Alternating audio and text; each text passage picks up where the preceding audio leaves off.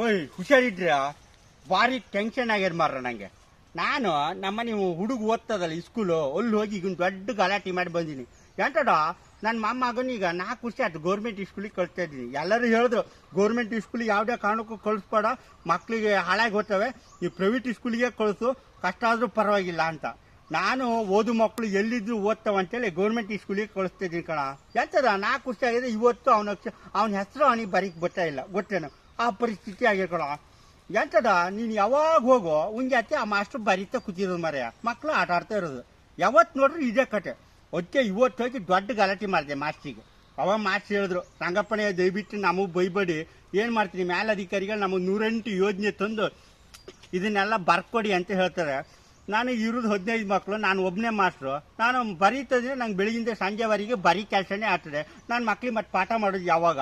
ಇದನ್ನು ನಾನು ಬೇರೆ ಯಾರಿಗಾರು ಹೇಳಿದ್ರೆ ನಂಗೆ ನೋಟಿಸ್ ಕೊಡ್ತಾರೆ, ನಾನು ಸಂಬಳ ಕೊಟ್ಟು ಮಾಡ್ತಾರೆ. ಏನು ಮಾಡ್ಲಿ ಗೌಡ್ರೆ ಅಂತ ಕಣ್ಣಲ್ಲಿ ನೀರು ಹಾಕ್ರು ಮಾಸ್ಟ್ರು. ನಂಗೆ ಭಾರಿ ಹೊಟ್ಟೆ ಇಟ್ಕೊಳ. ಅದಕ್ಕೆ ನಾನು ಏನು ಮಾಡಿದೆ, ಸ್ಕೂಲಿಗೆ ಬೀಗ ಹಾಕಿ ನಾನು ಶಾಂತಕ್ಕ ಮೇಲೆ ಮನೆ ಶಿವಪ್ಪನ ಎಲ್ಲ ದೊಡ್ಡ ಗಲಾಟೆ ಮಾಡಿವಿ.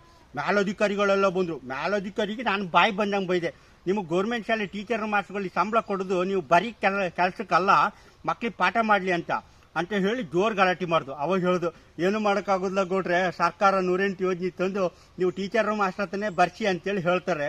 ನಮಗೆ ಇದೆಲ್ಲ ಸತ್ಯ ನಮಗೆ ಗೊತ್ತು, ಹೊರಗಡೆ ನಾವು ಹೇಳಂಗಿಲ್ಲ, ನಮಗೆ ಸರ್ಕಾರದವ್ರು ಬೇರೆ ಥರ ತೊಂದರೆ ಮಾಡ್ತಾರೆ ಅಂತ ಹೇಳಿದ್ರು.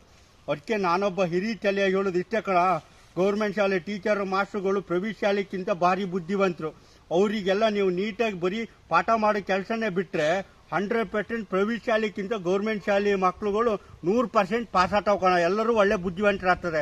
ಆದರೆ ಈ ಸರ್ಕಾರದವರೇ ಎಲ್ಲ ಹಾಳು ಮಾಡ್ತಾ ಇರೋದು. ಎಂತಕ್ಕಂದ್ರೆ ಈ ಸರ್ಕಾರದಲ್ಲಿ ಸುಮಾರು ಜನ ಮಂತ್ರಿಗಳು MLAಗಳಿದ್ದೇ ಒಂದಷ್ಟು ಪ್ರೈವೇಟ್ ಸ್ಕೂಲ್ಗಳು ಮಾಡಿಕೊಂಡು ಆ ಸ್ಕೂಲಿಗೆ ಮಕ್ಕಳು ಕಮ್ಮಿ ಆಗ್ತಾರೆ ಅಂತೇಳಿ ಗೌರ್ಮೆಂಟ್ ಶಾಲೆ ಮುಚ್ಚಕ್ಕೋಸ್ಕರ ಈ ಮುಂಡೆ ಗಂಟ್ರೆ ಹಿಂಗೆ ಮಾಡ್ತಾ ಇರೋದು. ಅದಕ್ಕೆ ನೀವು ತಂದೆ ತಾಯಿಗಳು ಎಲ್ಲ ಸ್ವಲ್ಪ ಎಚ್ಚರಿಕೆ ಇದ್ದು ನೀವು ಹೋಗೋ ನಿಮ್ಮ ಮಕ್ಕಳು ಕಳಿಸು ಗೌರ್ಮೆಂಟ್ ಶಾಲೆಗೆಲ್ಲ ಹೋಗಿ ನೀವೆಲ್ಲ ಅವಾಗ ಒಂಚೂರು ವಿಚಾರಿಸ್ಕೊಂಡು ಮಕ್ಕಳನ್ನ ಟೀಚರ್ ಮಾಸ್ಟರ್ಗಳಿಗೆ ಬರೀ ಪಾಠ ಮಾಡಿ ಕೆಲಸನೇ ಮಾಡಕ್ಕೆ ಹೇಳಿ.